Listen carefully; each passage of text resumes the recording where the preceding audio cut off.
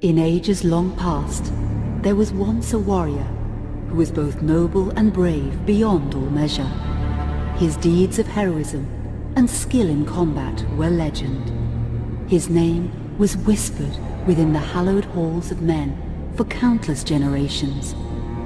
Yet now his name is lost. Lost in the mists of time forever. It is said that destiny delights in the misfortunes of men, and so it proved true for Gabriel Belmont.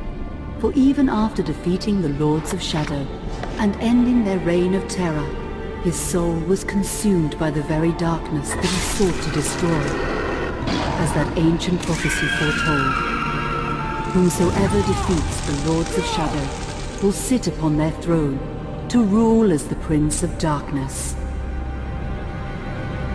But before fate had played its hand, and unknown to Gabriel, his beloved wife Marie conceived a son by him. The Brotherhood of Light warned her of that ancient prophecy and the terrible fate which lay before her husband.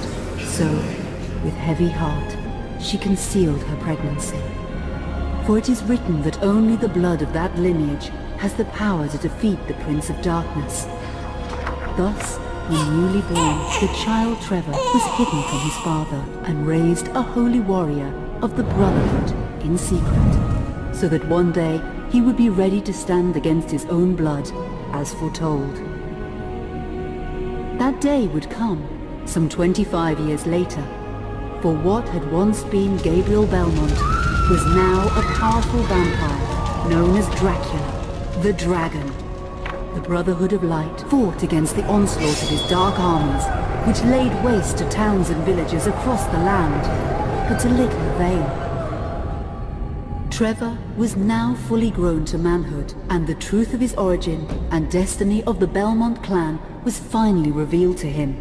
So he set out to confront his father and end his family's shame forever. But Trevor failed, and was mortally wounded in the confrontation with his father. He was no match for Dracula's terrible power. Yet, as he lay dying, Trevor finally revealed his true identity. Dracula was driven mad with grief and rage over the revelation.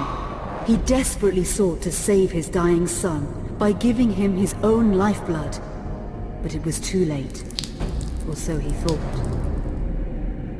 Dracula buried his son within the walls of his great castle, and then swore bloody vengeance upon the world.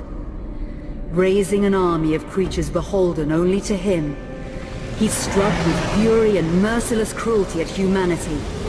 He vowed to hunt God's children for all eternity. But fate still had one last card to play. Dracula's blood had power, and that power now coursed through the veins of his dead son, slowly reviving him over many years, until one night he emerged once more into the world, not as a man, but as a creature like his father. What had once been Trevor Belmont was now gone forever. He was now a vampire like his father. Though he swore that he would not be like him, he would take the name Alucard. He would be a force for good, opposing his father's capacity for evil. In that very moment, Alucard swore to destroy Dracula. But fate had something else in mind.